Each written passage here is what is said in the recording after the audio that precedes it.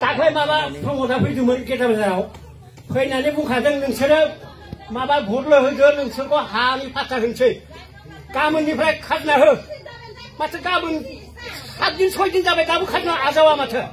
Hello मानगोना रायजो राजा आरो लोगो नोंथांमोन दिनैनि गुबै टपिकआनो जाहैबाय जोंहा एमपि जयन्त बसुमतारी सारा बिपिएफनि हेंथायै थामहिनबा हाग्रामा महिलार सारनि हेंथायै गोबां बाथ्रा बुंलांदों रायजोफोर।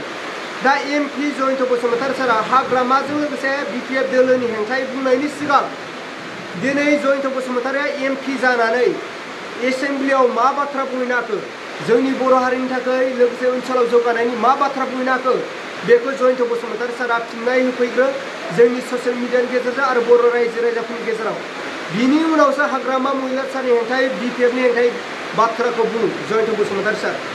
दिनै नोंथाङा एमपि जाहैनानै जोंनि बर' जातिनि थाखाय मा जौगानाय खामानि लाबोनो हाखो अब्ला रायजोफोर नोंथांमोना जयन्त बसुमतारी सारनि बुंनाय बिबुंथिखौ खोनासंग्रो अब्ला नोंथांमोना आङो स्क्रिनाव बाय स' नोंथांमोना जोबजासिनाय बेजों लोगोसे प्रमद बर सारनि बिबुंथि बाथ्राया ओरैनो बुंनायल' बाथ्रा नङामोन। इउपिपिएल दोलोनिफ्राय जोङो दिनैनिफ्राय खनथामसो नाजाबाय जे जोङो हाग्रामा महिलारी बिथाङाबो बिटिसि सुक्ति खालामनाय हारिनि थाखाय मावबोनाय मानसि हिसाबै बिथांखौबो ससनमानै जोङो मोनसे जायगा होनांगौ बेबायदि होननानै इउपिपिएल दोलोनिफ्राय प्रमद बर बिथांनि बिथोन बादियैनो हानजानि डिसिजन बायदियैनो बिपिएफजों ज' जानायनि गोरोबलायनानै इयुनाव जोंनि नैबे बड'लेण्डआव थानाय बेनि गासै 35 लाख सुबुंफोरखौ नागरिकफोरखौ मोजां मोनसे खुंथाय मोजां मोनसे सोलोंथाय रांखान्थि समाज बेबस्था गासैबो बिथिङावनो जौगाहोनांगौनि थाखाय जों ज' जानाया दरखार दङ।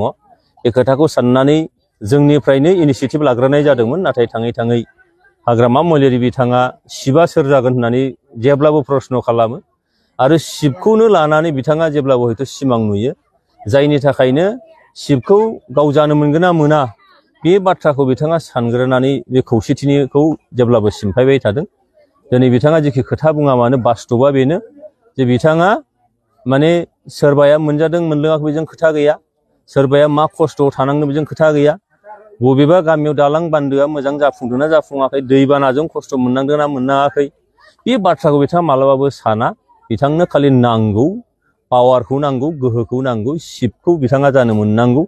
जों बुंदों बे शिब जानाया रायजो राजाया थिग खालामगोन जोङो खौसे जाग्रोनांगौ नङाबा सुथुरा गाग्लोबगोन।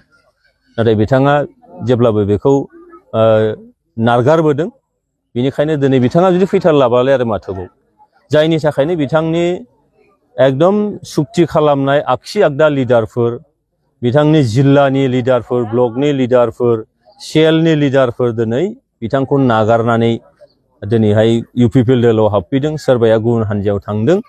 जों नुयो दिनैहाय बिथाङा हारसिङैनो दिनै जोबोद उन्दै सेंग्राफोरखौ लानानै दिनै खामानि मावनो गोनां जादों आरो बे बिथांनि थाखाय थांनानै थानाय समावनो गावनि गोरोन्थिनि थाखायनो गावनि अख्रानि थाखायनो दिनै बिथाङा शिबाथ' बहा फैबाय थानाय बिसायख'थियाव बे एमसिएलए जानो हागोन ना हाला बे जिनिसानो साननो गोनां बाथ्रा। शिबाथ' बेसेबांबा गोजाननि बाथ्रा बियो एमसिएलएखौ जागारथोंनाय बिथाङा बेबायदि थासारिसिम फैदों। दिनै बिथांनि समस्थिनि रायजो राजाफ्रा दिनै बिथांखौ नागारदों आरो फैबाय थानाय बिसायख'थियाव बिथाङा देरहानो हानांगौआ सिमांनिसो बाथ्रा।